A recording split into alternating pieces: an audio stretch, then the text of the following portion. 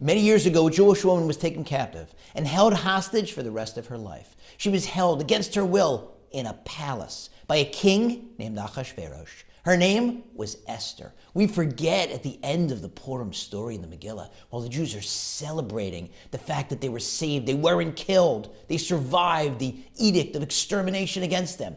But Esther, although she lived, never got out of the palace.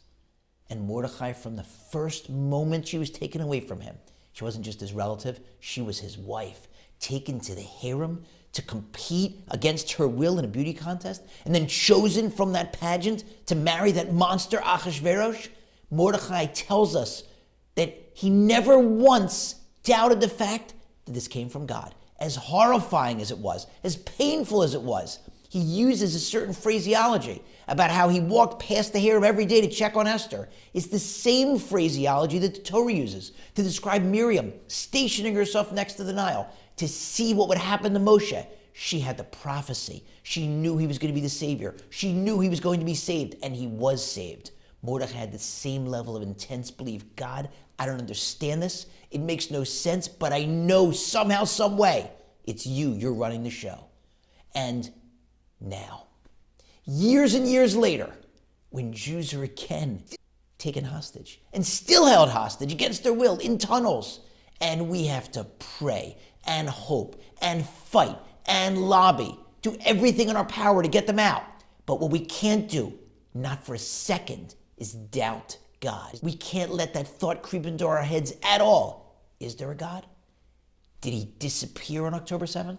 Does he not run the show all the time? He runs the show all the time, and he is around.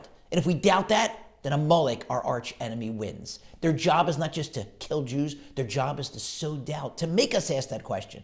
Is there a God? Is he around? And if we entertain that doubt, then they win.